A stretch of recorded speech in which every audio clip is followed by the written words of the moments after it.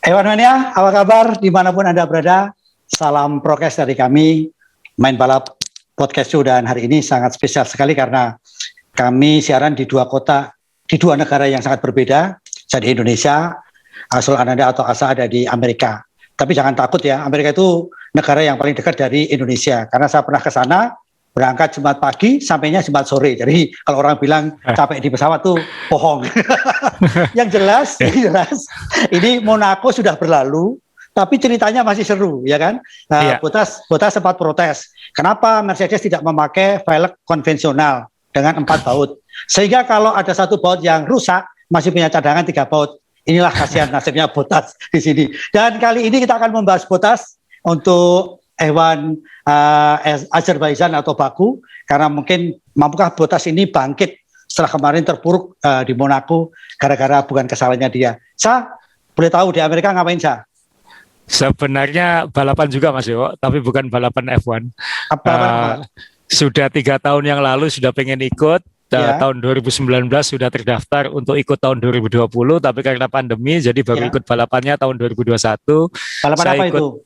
dulu namanya Dirty Kanza, sekarang namanya Unbound Gravel. Itu balapan sepeda gravel. Sepeda gravel itu sepeda balap yang pakai ban off-road. Ya, Tapi balapannya itu 320 kilo ya. dalam 1 hari, limit 21 jam. Jadi ini sudah persiapan menuju lomba. Lombanya 5 Juni, sehari sebelum Grand Prix Azerbaijan. Jadi moga-moga nanti nggak teler, masih bisa podcast Sorry, habis 300 kilo, 350 kilo 1 hari. 322 kilo 1 hari. Jadi Surabaya ke Jogja naik sepeda. Jalannya off-road. Jalannya off-road, oh beda lagi ya.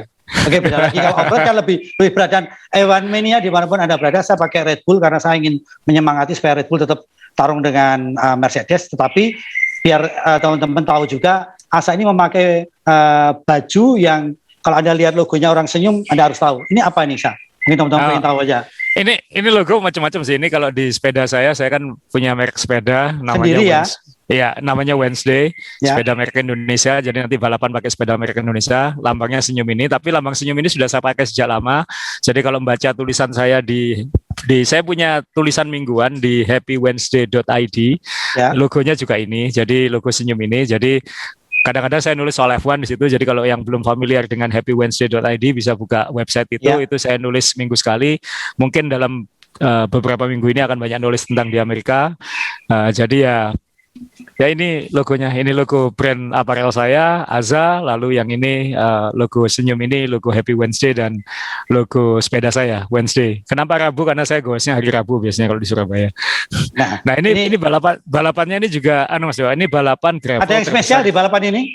Balapan gravel terbesar di dunia. Jadi ini balapan paling ramai di dunia, pesertanya hampir 3.000 orang, harus ikut lotre, dari Indonesia ada 3 orang nanti. Jadi moga-moga nanti bisa finish, itu aja yang penting. Tapi yang spesial karena ini terkait sama tema F1. podcast kita hari ini, Ada F1-nya uh, enggak nih? ada sedikit senggolan F1-nya, karena saya juga nggak nyangka ternyata Ya, uh, Valtteri Bottas, ya, kan setimnya Hamilton di Mercedes, itu kan 2 tahun lalu atau tahun lalu cerai atau apa kayak gitu. ya. Kemudian dia punya pasangan baru, orang Australia, namanya Tiffany Cromwell. Dia itu pembalap sepeda kelas dunia, pembalap World Tour, pembalap tim Oh, Canyon SRAM ya, ke tim Canyon SRAM namanya. pengen selam ya. Ini World Tour, ini level dunia ya. Jadi ini kayak Ya, F1-nya balap sepeda untuk cewek kayak gitu. ya. Nah, ternyata dia juga dijadwalkan, ditugaskan sama timnya tanggal 5 Juni besok juga ke Kansas.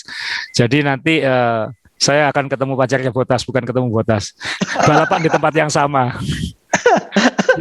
Dia ikut event yang sama pacarnya ini. Jadi pacarnya memang ikut event ini ya. Jadi event Ya, ini selain pro juga mungkin penghobi juga akan ada di situ betul. ya. Balapan gravel ini mempertemukan antara penghobi, pembalap amatir, Amatir ya, betul. kemudian pembalap profesional, semua Ya, level mulai tingkat dunia sampai yang level nasional, negara lain juga ikut semua di sini. Nah, banyak pembalap-pembalap kelas dunia juga turun. Nah, dari kalangan cewek ternyata pacarnya Bottas. Ini saya tampilin fotonya sekarang di screen. ya. Eh, Ya ini dia ikut balapan. Saya sendiri sekarang belum di Kansas. Saya sekarang masih di kota kecil namanya Bentonville di negara bagian Arkansas tulisannya. Ya. Itu masih 3 jam dari Kansas. Ini kota tempat asal muasalnya Walmart. Kalau pernah tahu toko kayak hypermart terbesar di dunia itu namanya Walmart, itu pusatnya di sini. Cucunya Walmart itu maniak sepeda, jadi mereka membayar kira-kira $74 juta untuk membangun jalur sepeda di sini. Jadi kita tadi ini barusan 15 menit sebelum podcast ini saya barusan selesai goes 100 km off-road. Jadi ya mohon maaf kalau agak ngeblank sedikit karena memang belum makan habis goes 100 kilo ini. Dan ini di lobi hotel, jadi kalau ada orang ngobrol bahasa Inggris segala macam mohon maaf juga. Nggak apa-apa kalau ngomongnya bahasa Inggris, nggak ganggu saya nggak ngerti bahasa Inggris. Oke, ini sudah disinggung soal Bottas ya. Ya, sosok ini menurut saya kok sulit sekali ditebak ya. Kadang melejit nggak karu-karuan, kemudian bisa sialnya juga nggak karu-karuan. Dan tahun lalu mungkin 2019 dia menang, tapi Monaco dia punya sial. Asam mengamati gimana soal Bottas ini, Sa? Bottas ini mungkin yang ingat F1 agak lama kan, dia dulunya mulainya di Williams. Waktu di Williams itu banyak yang kadang-kadang ini calon juara dunia baru Finlandia kayak gitu. Tapi kan ujiannya kan harus ikut tim terbaik, melawan pembalap terbaik, dan dia sudah berapa tahun? Sudah sejak 2017 ya. Lumayan panjang ya. Mercedes sudah cukup lama, 17, 18, 19, 20, 21, udah tahun kelima di Mercedes. Dan kalau pembandingnya kan, kalau mau dibandingkan dengan Hamilton, maka pembandingnya Bottas kan Nico Rosberg ya. Dulu Nico Rosberg pernah juara dunia mengalahkan Hamilton, habis itu saya berhenti. Kayak gitu. Nah, ini kan Bottas belum mengalahkan Hamilton sampai mungkin diberhentikan. Jadi mungkin akan beda. Bottas, saya yakin ini tahun terakhir Bottas di Mercedes. Saya kira Mercedes sudah akan menyiapkan penggantinya, karena kalau dianya begini-begini saja kan, mungkin dia bukan, kalau misalnya nggak ada Hamilton, jangan-jangan Mercedes nggak bisa juara dunia, kan pertanyaannya kayak gitu, Mas Jo. Betul ya. Bukan berarti Bottas ini, bukan berarti Mercedes ini mau pembalapnya siapa saja bisa juara dunia, juga enggak gitu. Ternyata kalau misalnya nggak ada Hamilton, apakah Mercedes bisa juara dunia? Belum tentu juga. Kalau nasibnya kayak MotoGP Honda gitu, atau mungkin ya pembalap utamanya kadang-kadang tidak memberikan kontribusi, timnya yang jadi lemah gitu ya. Mungkin Mercedes nggak mau seperti itu ya. Nggak mau ya. Kan bagaimanapun Mercedes harus memikirkan siapa setelah Hamilton. Nah, cara ngujinya gimana? Ya dilawankan Hamilton. Ya, jadi harus menyiapkan. Nah, mereka sudah punya beberapa pembalap kan, kayak Toto Wolff itu memanage, bukan, kalau kita ngomong mungkin kandidat utamanya George Russell, tapi kan Toto Wolff itu kan juga punya tangan di Ocon, Ocon yang sekarang ada di Alpine ya. Kemudian entahlah kan, mungkin ada kandidat-kandidat lain yang kita mungkin nggak menduga nanti kayak gitu. Mercedes kan bisa ngambil pembalap mana aja yang available, jangan-jangan Vettel misalnya kayak gitu. Kita nggak tahu juga ya. Tahu juga. Ini tidak hanya sebatas skill tapi juga mental ya. Mental itu teruji juga gitu ya. Iya kan? Dan kalau soal mental, Bottas ini kan kurang apa ya Mas? Kurang sedikit. Ya, tapi itu yang membedakan juara dunia dengan tidak gitu. Semua mungkin bisa 97-98%, tapi 2%, 3% terakhirnya ini yang paling sulit untuk ditaklukkan. Nah, Nico Rosberg aja mungkin sudah merasa sangat capek mengejar 2-3% itu, bilang begitu dia berhasil bilang udah cukup. Iya. Jadi ini kalau dunia marketing itu kita sudah membuat openingnya bagus, closingnya tidak semua orang bisa closing. Ini ya kan, sedikit closing gitu. Sedikit. Iya kan. Nah, sekarang gimana? Bottas ini kan speed, dia menang sudah berapa kali, pole position berapa kali, tapi konsistensinya, lalu menjaga dan hokinya ya juga ya kan. Juara dunia itu ada hokinya juga, Champions Luck aku nyebutnya itu. Jadi Bottas ini ada aja apesnya, kayak kemarin di Monaco dia punya kan sebenarnya bisa menantang Verstappen minimal, malah bannya nggak bisa copot sampai beberapa hari kemudian baru bisa dicopot. Itu kan ada-ada saja. Apakah itu salahnya Mercedes? Ternyata setelah diteliti itu kombinasi dari sekian banyak kesalahan kecil-kecil. Misalnya Bottas stopnya kurang sekian senti, sehingga yang nyopot dan masang bautnya itu harus miring. Dan itu posisinya miring, kemudian bikin bautnya ngunci. Adalah banyak hal-hal ajaib-ajaib kecil-kecil yang ya kalau dia juara dunia mungkin dia bisa memikirkan sampai level detail seperti itu. Nah, ini nggak tahu kenapa Bottas ini. Kasihan kan kalau dipikir, maksudnya Iya, iya, iya. kan kalau kalau selama ini kan Mercedes begitu dominan, kalau ada dua pembalap yang bisa gantian juara dunia kayak ini Nico Rosberg dulu kan bagus buat kita. Saling Minimal menantang ya, persaingannya saling saling senggolan dan menantang. sebagainya. Iya kan, bisa Ya. senggolan, ambil risiko gitu ya. Alain Prost dan Senna, kemudian ya Nico Rosberg dan Hamilton itu juga masih sangat seru. Ya. Ya, jadi kita yang nggak ada sekarang ini itu. Ya, tapi untungnya sekarang ada Verstappen lah kayak gitu. Nah, Ya, ini Bottas ini kayak anak mungkin baik gitu ya. Anak baik. kalau saya jadi Bottas sih mungkin akan lebih nothing tulus Mas Dewo, karena Ya. saya anggap saja ini tahun terakhir di Mercedes, nggak harus terlalu nurut sama Mercedes. Misalnya aku bisa mikirin diriku sendiri, karena aku harus mikirin kalau aku nanti nggak di Mercedes seperti apa. Jadi dia harus bisa lebih push, berani ngambil risiko untuk mengejar itu. Dan mungkin Azerbaijan ini, Baku ini mungkin cocok buat dia, karena apa? Dia sejarahnya bagus di sini. Terakhir kali ke Baku tahun 2019 juaranya adalah Bottas. Bottas ya. Dan Bottas menurut Williams tahun 2016 waktu lomba ini namanya masih Grand Prix Eropa, Bottas mencatat rekor top speed tertinggi di Baku itu katanya sempat 378 km per jam di trek lurusnya itu. Nah, ini jadi jalanan ya, sirkuit jalanan ya. Sirkuit jalanan. Kencang Tapi juga, sebelum kita ngomong sirkuit, saya mau nunjukin ini pastikan. Jadi Bottas memang ya karena pacarnya mungkin pembalap sepeda, jadi dia juga rajin sepedaan. Ini ada fotonya. Ini Tiffany Cromwell, umurnya sekarang 32 tahun, jadi umurnya nggak beda jauh dengan Bottas. Orang Australia, masih pembalap level dunia. Ini kalau aksinya ketika balapan. Jadi ini pacarnya Bottas. Oh, Canyon. Pakai Canyon ya. Sepeda mana nih Canyon namanya? Merek Jerman juga. Merek Jerman juga. Iya, merek Jerman. Jadi ya kita lihat nanti apakah Bottas bisa, pacarnya mungkin nggak ikut ke sirkuit, mungkin bisa menolong dia, kan kita nggak tahu. Pacarnya balapan 322 kilo dalam sehari. Bottasnya balapan 300 kilo juga di F1. Iya, cuman waktunya jauhan pacarnya. F1 kan kalau sampai 320 kilo kalau nggak salah. 308 kalau nggak salah. Iya. Jadi pacarnya lebih jauh naik sepeda daripada Bottas naik mobil weekend nanti. Ya, ini saya lebih jauh dari Bottas nanti kalau finish. Ya, tapi ini fenomena Bottas ini cukup menarik karena siapa tahu ini pembuktian, dan seperti Asa tadi bilang nothing tulus tadi juga, semoga, karena apa, supaya kita tidak boring, karena harus ada yang mengganggu Hamilton, dan Hamilton juga perlu ada tekanan-tekanan walaupun dari temannya sendiri. Nah, ini buat yang asal bukan Hamilton, Mas Dewo. Ya. Butuh Bottas menang. Nah, betul. Supaya Verstappen bisa lebih tertolong. Ya, betul. Karena saya lihat komennya banyak yang apa ya, antara yang pro Hamilton atau anti Hamilton. Jadi ingat zaman Sumi dulu kan, Sumi atau bukan Sumi kayak gitu. Tapi siapa kan saja asal bukan Sumi. Iya, tapi memang kalau kita lihat teman-teman sekarang ini memang berbeda ya. Dulu kan asal bukan Sumi. Kalau mereka itu ternyata cuman saya nggak suka dominan gitu lah. Saya nggak suka dominan. Ini menarik loh. Saya nggak suka dominan. Saya bikin butuh seru gitu kan. Iya kan? Jadi ya kalau memang pengen seru ya kita harus ada juara lain. Masa 5 lomba juaranya Hamilton sama Verstappen terus kan? Berarti butuh juara lain yang punya kans juara kan, yang harus naik Mercedes atau naik Red Bull, dan itu berarti hanya Bottas atau Perez. Nah, gitu.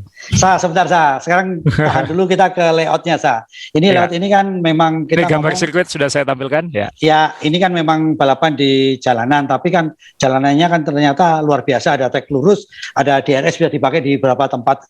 Nah, ini bisa disampaikan di trek inilah mesin-mesin apa yang cocok gitu Jadi kalau lihat karakter sirkuitnya, memang ada trek lurus yang sangat panjang ini ya. Kalau dihitung panjang totalnya itu 2,2 km. Itu salah satu yang terpanjang di F1. Ya.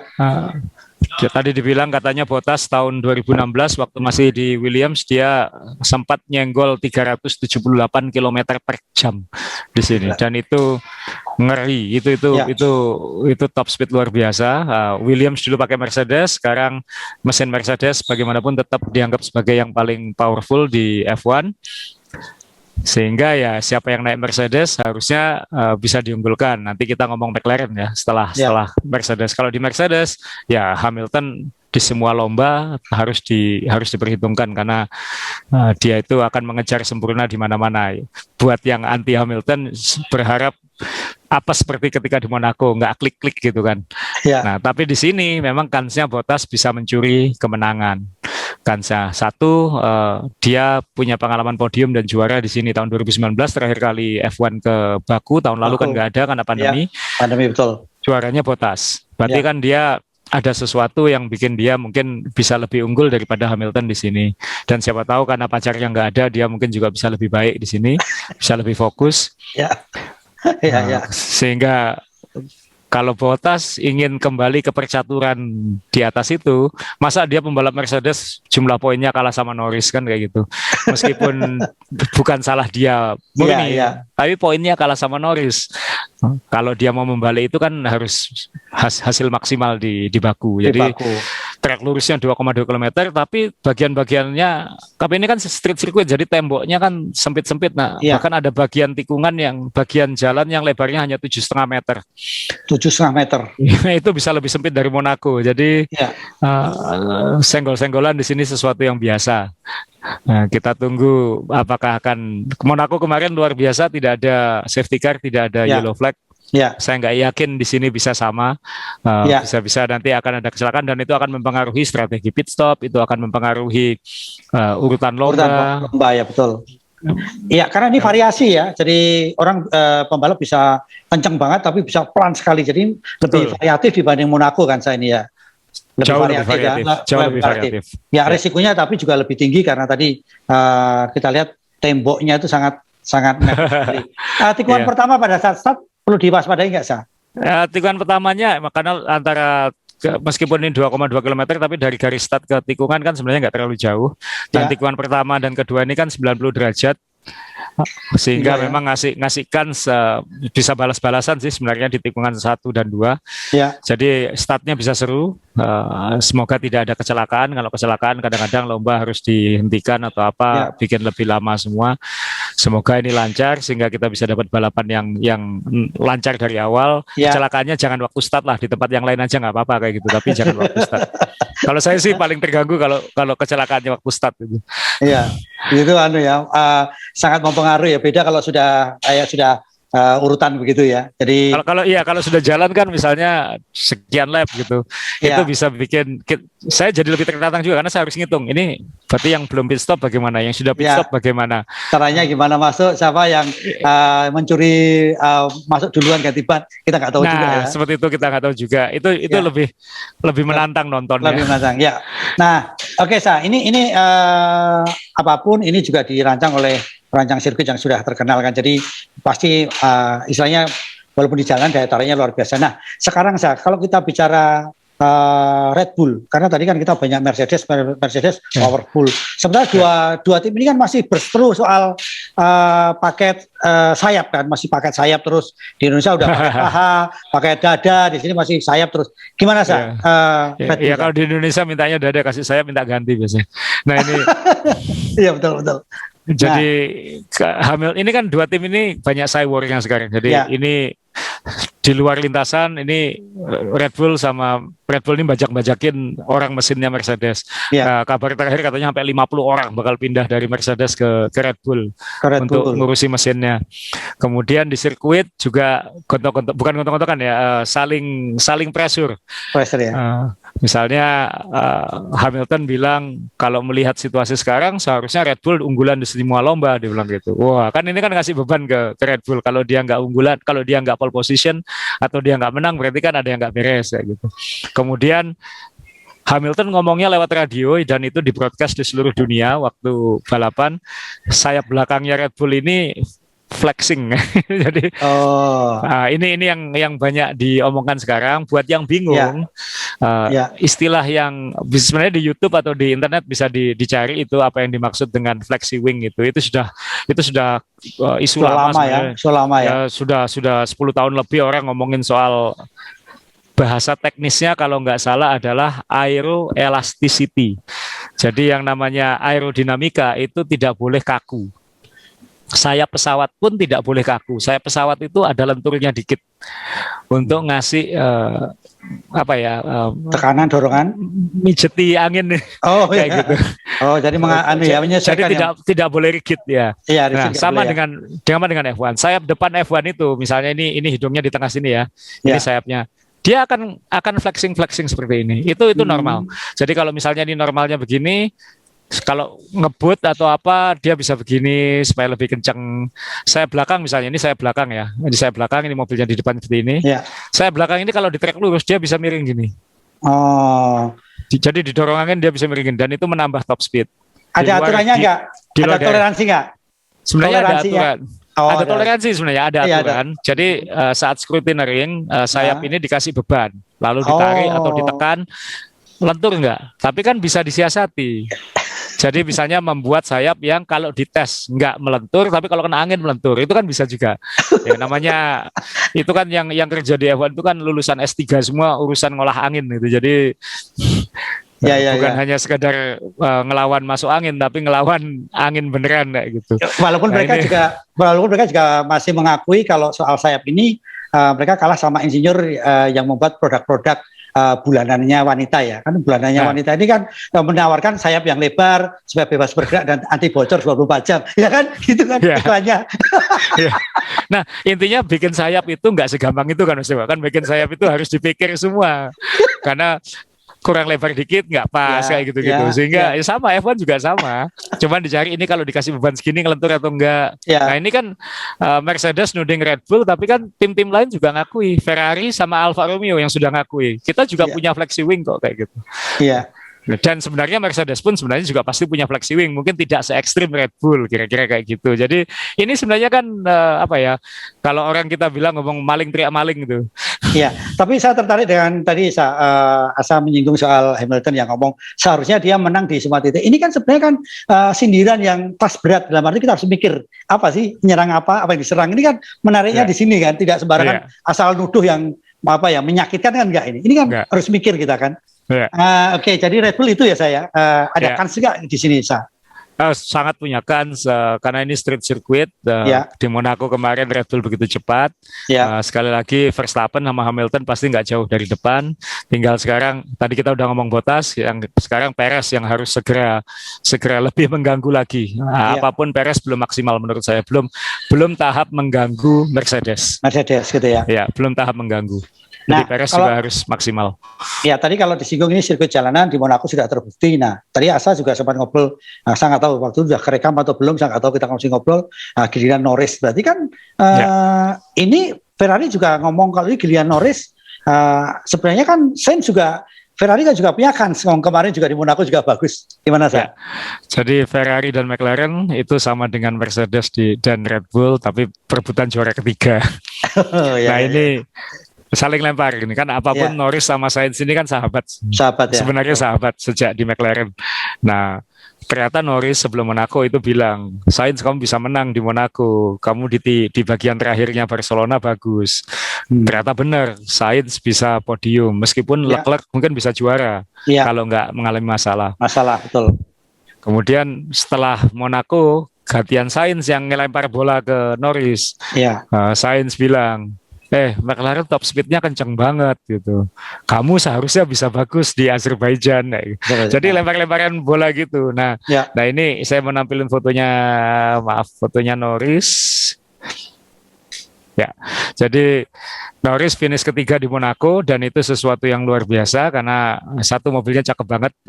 Di Azerbaijan mobilnya akan kembali oranye, tidak seperti ini. Tapi Norris bisa finish ketiga di sirkuit yang seharusnya McLaren mungkin tidak sehebat Ferrari atau yang lain. Nah di Azerbaijan, jangan-jangan McLaren malah bisa menyodok lebih bagus lagi. Jangan-jangan bisa ganggu yang di depan. Catatan khusus, Norris lagi naik daun banget, lagi konsisten banget. Mobilnya juga konsisten. Norris sudah pasti bisa membawa mobil ini sebaik mungkin ke depan. Nah Ricciardo yang di Monaco agak belepotan.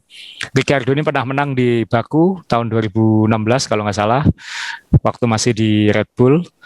Sehingga seharusnya Ricciardo punya pengalaman khusus di sirkuit ini yang mungkin bisa bikin dia kembali ke depan. Nah kalau benar mobil McLaren cocok di Baku karena trek lurus yang panjang itu dan top speed McLaren yang bagus, Ya, McLaren pasti berharap Ricciardo juga ikut nyodok ke depan supaya dua McLaren di depan ini. Karena persaingan poinnya dengan Ferrari sangat ketat kan?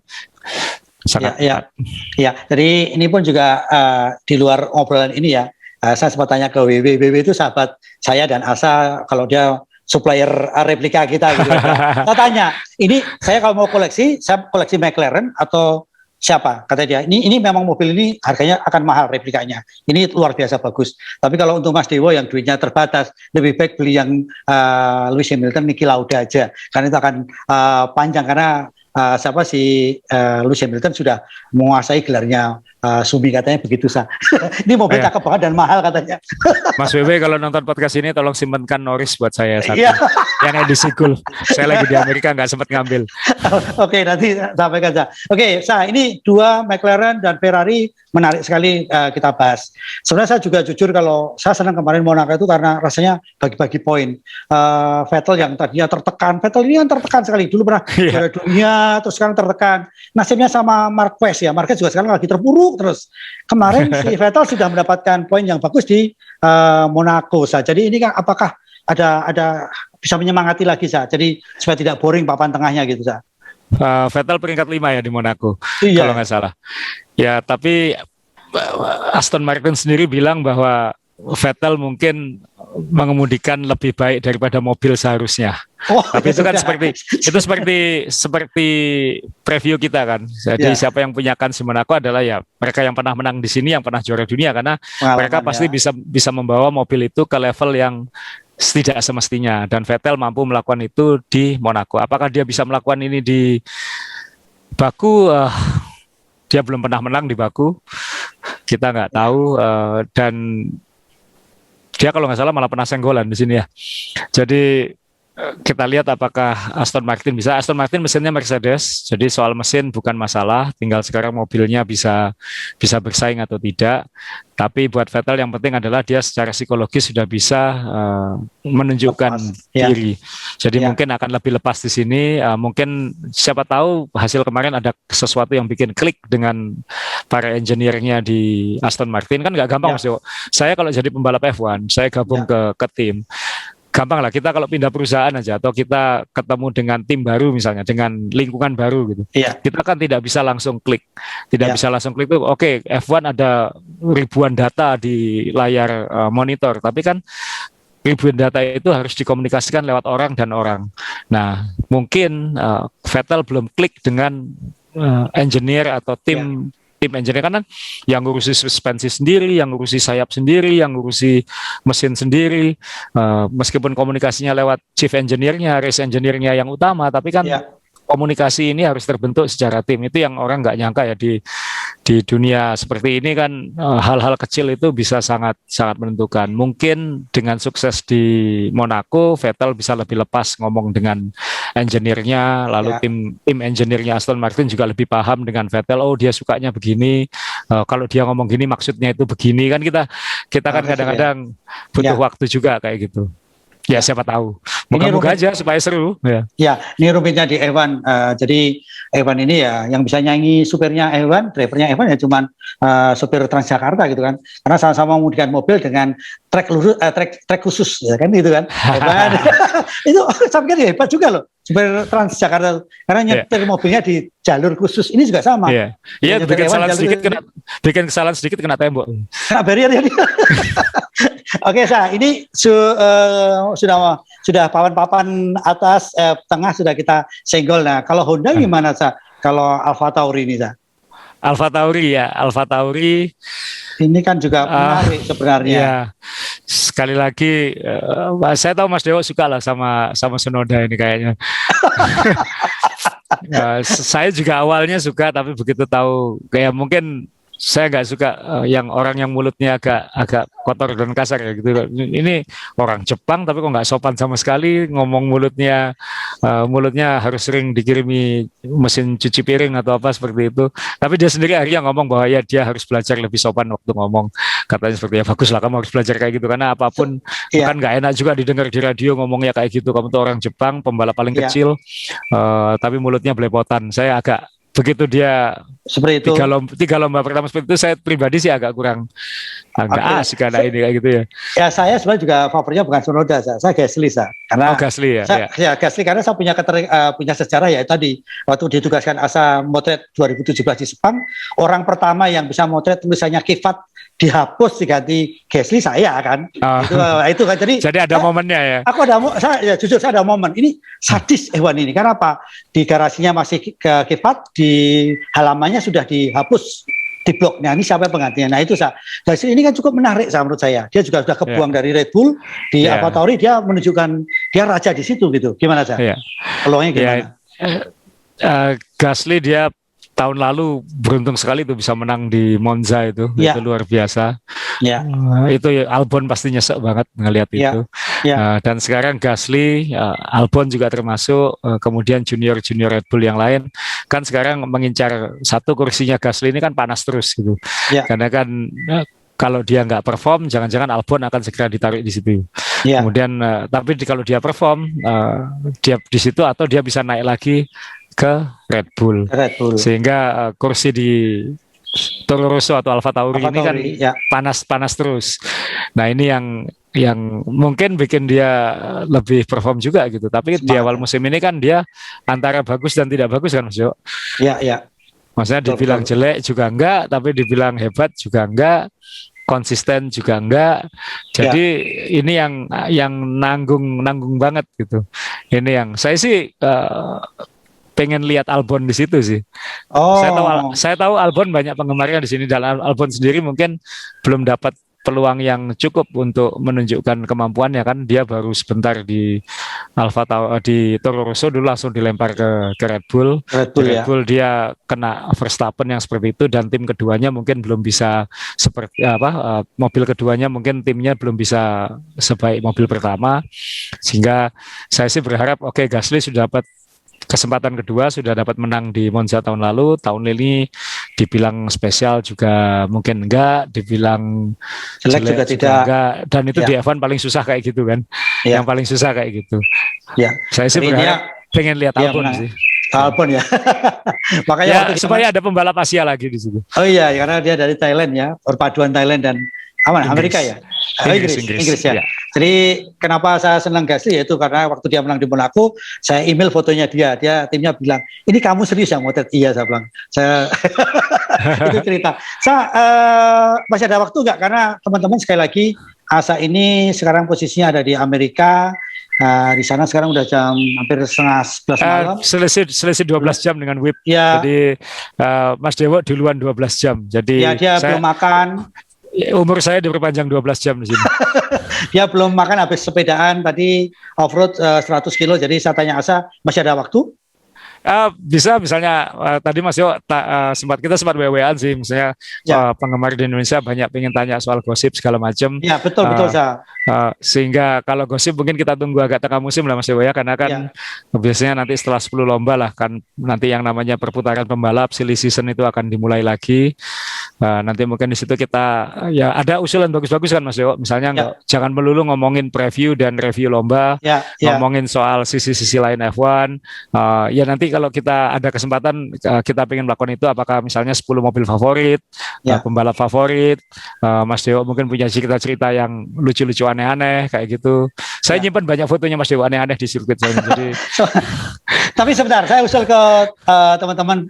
Ini kan di Indonesia itu ada F1 Mania, F1 Lovers. Jadi intinya para pecinta F1, saya mau tanya, setuju nggak kalau siarannya ASA ini dari rumahnya? Karena begini teman-teman, kalau di rumahnya ASA itu mungkin teman-teman tidak akan pulang. Karena replikanya itu adalah replika tahun udah 60, 70, tahun 60, 70, 80. Mungkin ASA ini yang koleksinya dikalahkan oleh namanya WW. WW itu ribuan, 2000-an. ASA itu 1000-an. Tapi kalau kita ngomong klasik, kita ngomong aneh-aneh, seharusnya kita siaran dari rumahnya ASA, satu. Kedua, kita ingin tahu juga koleksi baju-baju yang dia simpan, karena dia juga kapan hari sempat waktu itu di Monaco, Mas, aku mau beliin kamu baju mekaniknya Jordan, tapi aku ke ATM kembali lagi sudah nggak ada. Itu saya masih ingat dan nyesek gitu. Ya, Baju jadi mekanik. ya, jadi ini yang saya sedih di F1 ini mungkin penggemar F1 yang baru-baru nggak paham. Kalau sekarang lihat baju krunya F1 kan kayak kaos-kaos apa ya, sintetis semua seperti kaos sepak bola atau apa seperti itu. Tapi dulu tahun 90-an sampai awal 2000-an mekanik F1 itu semuanya pakai kemeja yang dibordir, lalu logonya itu mewah banget gitu. Nah, dulu biasanya di akhir musim itu sama mekanik-mekanik itu dijual untuk nambah uang mereka. Nah, saya biasanya suka hunting baju-baju mekanik bekas itu. Kadang ada cipratan olinya, kadang ada nama mekaniknya, kadang ada ya ukurannya 2 kali lebih besar dari saya, ada yang lebih kecil dari saya gitu. Tapi itu menurut saya lebih unik karena bukan sekedar beli kemeja F1 tapi kemeja asli bekas tim F1. Itu yang ya, sorry Sa. Dulu kamu pernah dapatkan Ferrari kalau tidak salah yang namanya dilobangin ya. Dia takut namanya ketahuan. Ya kan? Betul. Jadi kadang-kadang mekanik-mekanik itu nakal juga. Jadi dulu sekarang saya rasa udah nggak terjadi lagi. Dulu kalau jual supaya nggak ketahuan itu punya siapa yang dijual. Jadi nama mekanik itu biasanya dibordir di kantong atau di atasnya kantong. Nah itu sama mekaniknya dilubangi. Jadi nggak ketahuan ini kaosnya siapa gitu atau ini kemejanya siapa. Ini banyak sisi-sisi seperti itu F1 yang bisa dibahas sebenarnya. Nunggu saya pulang ya Mas Dewo ya. Iya, makanya oke. Jadi kita sekali lagi tidak ingin menggurui, kita hanya karena kita sama-sama punya hobi. Dan saya ini kalau teman-teman dan saya juga mungkin soal F1 juga mungkin banyak teman-teman yang jauh lebih intens daripada saya kayak gitu.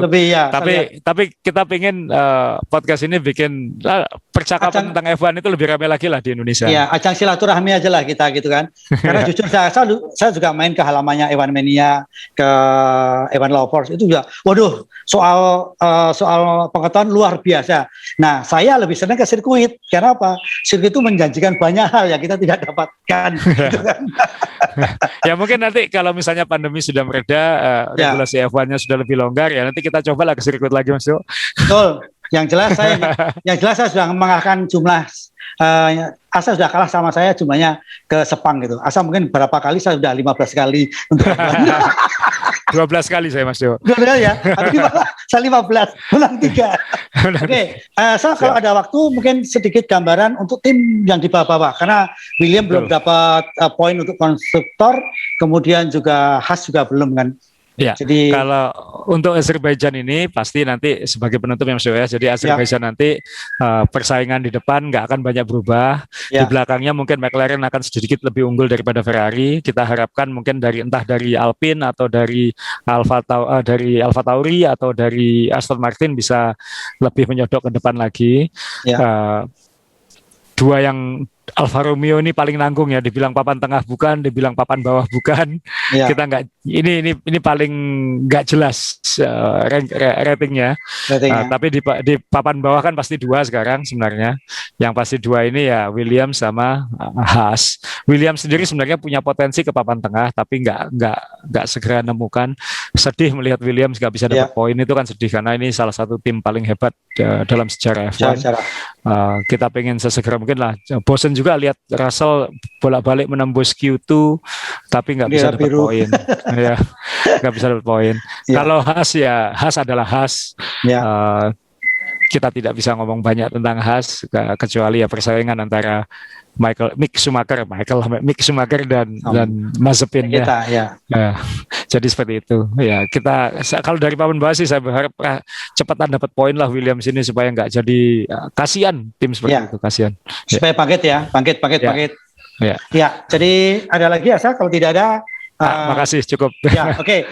Saya minta waktu sebentar, teman-teman juga ingin menyampaikan berita duka karena kemarin sahabat kita Evan Mania Surabaya, Cornel meninggal dunia. Dia salah satu Evan Mania yang ban cadangannya Asa. Jadi kalau Asa lagi sibuk nonton bareng, saya akhirnya dengan Cornel untuk ngobrolin Evan. Ini Evan Mania di Surabaya paham ya Mas Dewo, dan saya ini sering dulu kalau sebelum saya di TV dulu, saya 12 tahun di TV. Sebelum di TV itu kita sering nonton bareng F1 Ya. dan itu bukan hanya di Surabaya Mas ya, kadang-kadang diundang ke kota-kota lain juga Ya, betul. jadi komentator. Ya. Nah, acara nonton bareng di Surabaya kalau pas saya berhalangan, misalnya saya lagi di TV atau Ya. saya lagi ke luar negeri, biasanya Ya. menggantikan Mas Cornel. Ya, Seperti ya. itu. Ya, jadi kita kehilangan karena dia juga pengetahuannya Evannya cukup bagus sekali untuk ngobrol di panggung. Sekali lagi selamat beristirahat Cornel. Asa terima kasih, sukses untuk event apa ini namanya, sepeda gravel. Unbound Gravel. Ya, karena Asa ini membawa brandnya sendiri, sepeda mereknya WNSD itu membawa brand Indonesia ke kancah internasional. Semoga sukses untuk semuanya, sehat semuanya. Dan corona sudah nggak ada di sana ya. Di sini itu nanti tema sendiri Mas Iwo. Di sini orang sudah nggak pakai masker, sudah hidup dengan normal di sini. Oke. Sekali lagi Evan Mania terima kasih. Jangan lupa subscribe. Kemudian kalau ada masukan-masukan jangan sungkan, kita siap dikritik. Siap. Terima kasih, sukses.